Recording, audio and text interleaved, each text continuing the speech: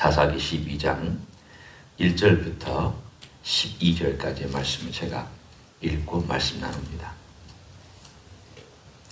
에브라임 사람들이 모여 북쪽으로 가서 입다에게 이르되 네가 암몬 자손과 싸우러 건너갈 때에 어찌하여 우리를 불러 너와 함께 가게 하지 아니하였느냐. 우리가 반드시 너와 내 집을 불사르리라 하니 입다가 그들에게 이르되 나와 내 백성이 암몬 자손과 크게 싸울 때에 내가 너희를 부르되 너희가 나를 그들의 손에서 구원하지 아니한 고로 나는 너희가 도와주지 아니하는 것을 보고 내 목숨을 돌보지 아니하고 건너가서 암몬 자손을 쳤더니 여호와께서 그들을 내 손에 넘겨주셨거늘 너희가 어찌하여 오늘 내게 올라와서 나와 더불어 싸우고자 하느냐 하니라. 입다가 길라 사람을 다 모으고 에브라임과 싸웠으며 길라 사람들이 에브라임을 쳐서 무찔렀으니 이는 에브라임의 말이 너희 길라 사람은 본래 에브라임에서 도망한 자로서 에브라임과 므낫세 중에 있다 하였습니다.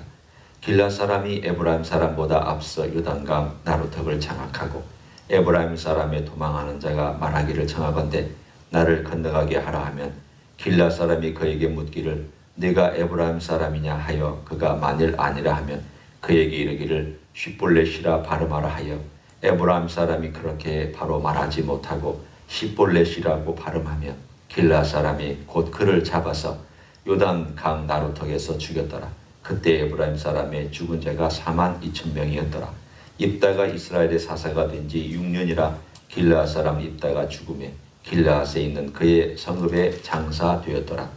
그 뒤를 이어 베들레헴의 입산이 이스라엘의 사사가 되었더라. 그의 아들 30명과 딸 30명을 두었더니 그가 딸들을 밖으로 시집 보냈고 아들들을 위하여서는 밖에서 여자 30명을 데려왔더라. 그가 이스라엘의 사사가 된 지 7년이라 입산이 죽음에 베들레헴에 장사되었더라. 그 뒤를 이어 스불론 사람 엘론이 이스라엘 사라사가 되어 10년 동안 이스라엘을 다스렸더라. 스불론 사람 엘론이 죽음에 스불론 땅 야알론에 장사되었더라. 아멘. 오늘 12장에 나와 있는 간단한 사건 하나가 어쩌면 우리가 이제까지 길라 사람 입다의 생애 가운데 볼 수 있는 하나의 오점이라고 할 수 있는 바로 그런 결론의 부분이 오늘 나와 있습니다. 물론 우리가 보지 아니한 입다의 어떤 실수 혹은 섣불른 하나님께 대한 서원 이야기를 어제는 나누지 않았습니다.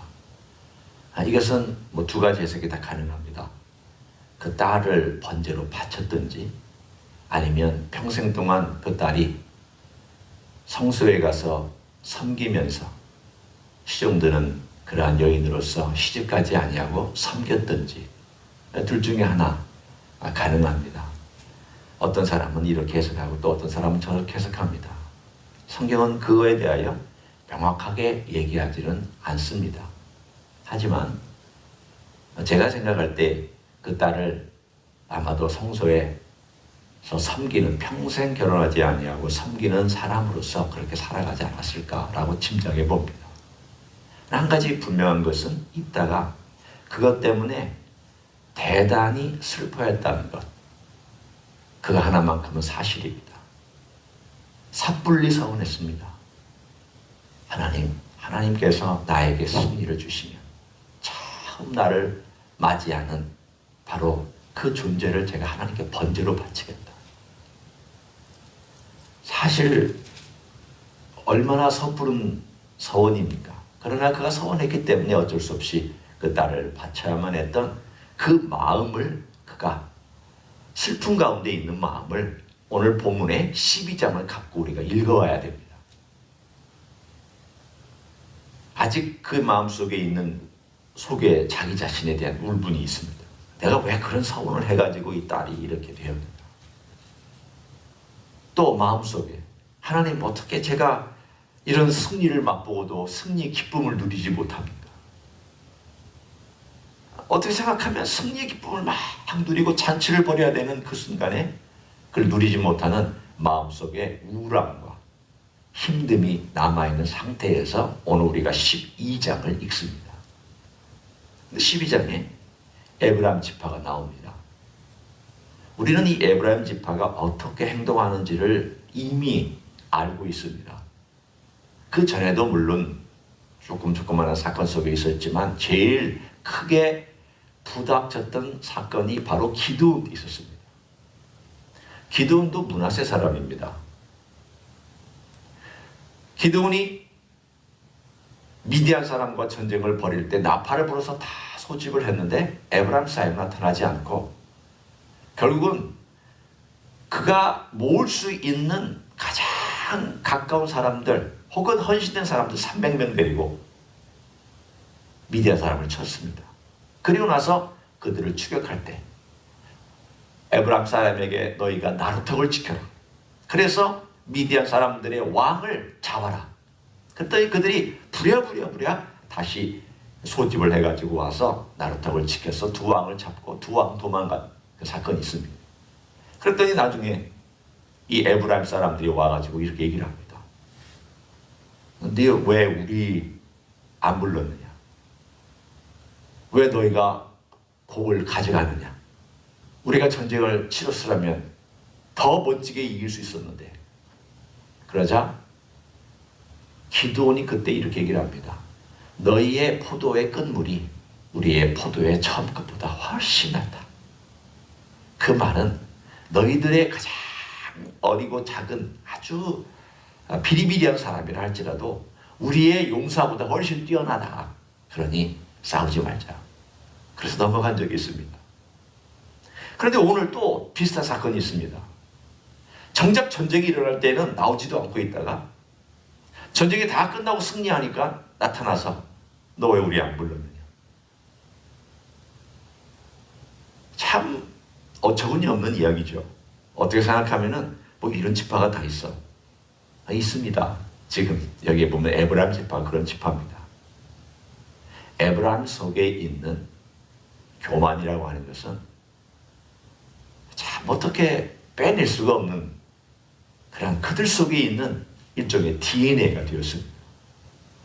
참 멋지고 좋은 조상이 있는데 요셉이라고 하는 참 믿음의 사람, 참 멋진 사람, 그리고 여호수아, 그 사람의 같이 옆에서 도왔던 갈렙이라고 하는 그 사람, 이런 믿음의 영들을 보면 여호수아는 에브라임 사람이고 갈렙은 유다 사람이고 참 멋진 이런 믿음의 영웅들을 가지고 있는데 유다는 그래도 하나님 은혜 가운데서 그걸 잘 유지하는데 어떻게 에브라임은 그런 믿음의 영웅들이 있음에도 불구하고 그들 안에 이 교만이 더 커졌는가?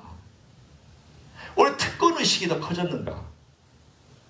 그들 안에서 하나님 안에 우리가 누려야 되는 축복에 대한 것들을 더 요청하고 요구하고 그 권리를 더 주장하고 있는가? 참 안타까운 한 지파가 바로 에브라임 지파입니다. 오늘 바로 그 에브라임 지파의 교만의 모습이 그대로 나타나자 입다는 그것을 기드온처럼 하지 않습니다.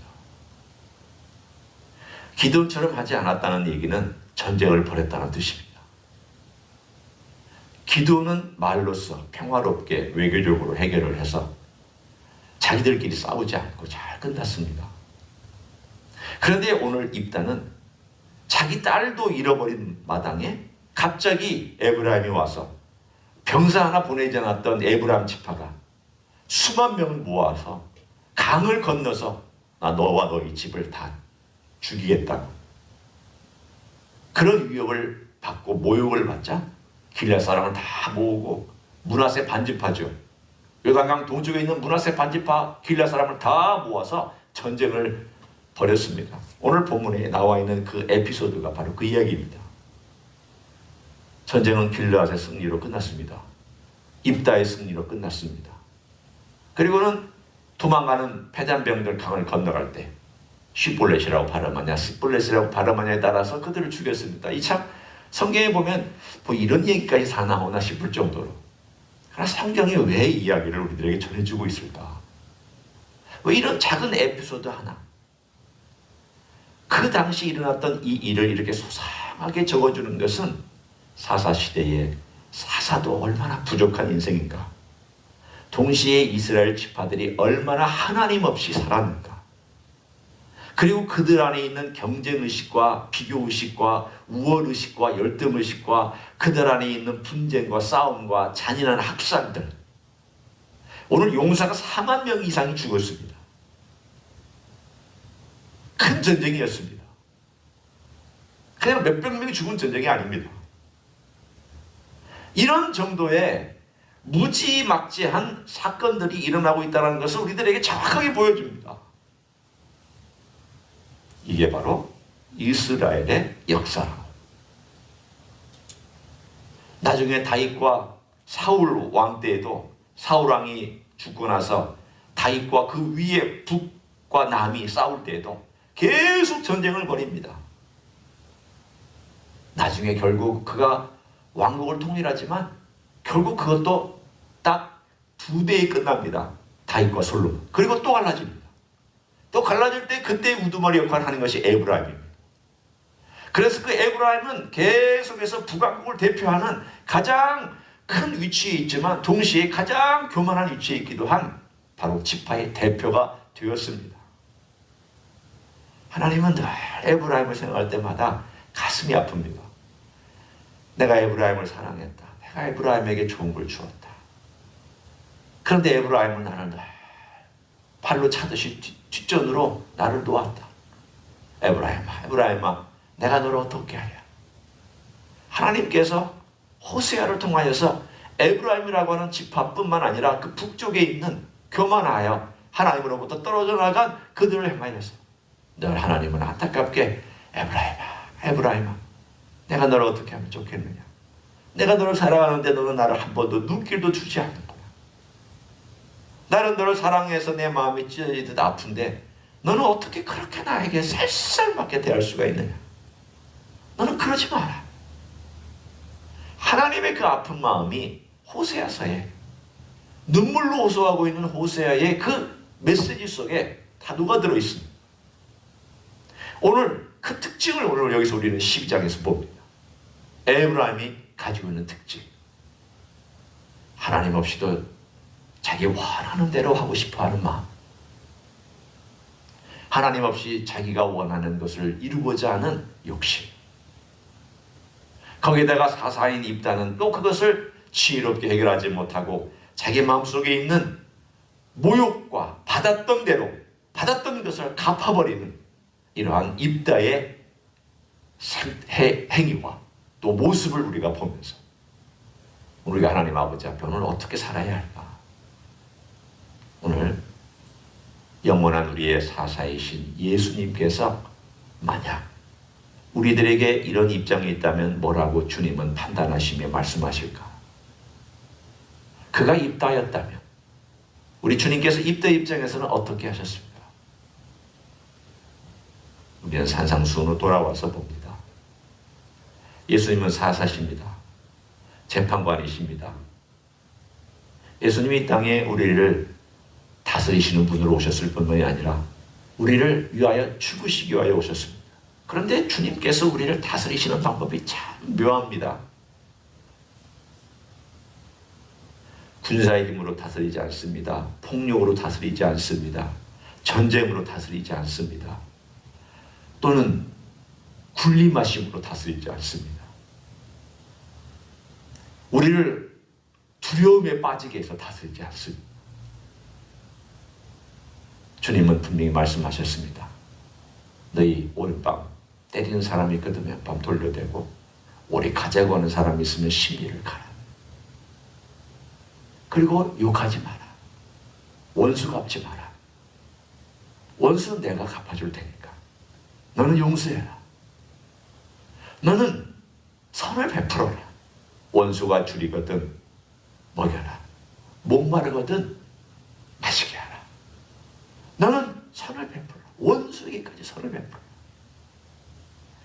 오늘 사사기로부터 이야기가 쭉 흘러서 구약의 그 많은 눈은 눈으로 이는 이르라고 하는 그 법칙에 지배되어 살고 있는 그들에게 주님께서는 그 구약이 끝나고 나서 신약이 시작되면서 우리들에게 말씀하시기를 모욕당했을 때 모욕으로 갚지 마라. 누군가 너에게 한가품을 했을 때에 그것을 너도 또 갚음하지 말라. 말로도 하지 말라. 내가 해줄게. 내가 사사잖아. 내가 재판관이잖아. 나는 이 땅에 와서 나도 그렇게 하지 않았잖아. 내가 십자가 지며 나에게 모든 모욕과 수치와 침과 모든 채찍과 매를 다 나에게 당했을 때 내가 그들에게 만약 원수를 갚았다면 어떻게 됐겠느냐? 내가 너에게 원수 갚았다면 어떻게 됐겠느냐? 그렇죠. 내가 만약 그 자리에 있었다면 나도 똑같이 행동했을 텐데, 예수님을 향하여서 그렇게 똑같이 모욕적인 말을 했을 텐데, 배반하고 도망갔을 텐데, 주님께서 나에게 원수를 갚으신다면 우리가 도망갈 데가 어디 있습니까? 갈 데가 어디 있습니까? 그러나 주님께서 우리를 용서해 주셨고 우리에게 원수를 갚지 않으셨잖아요.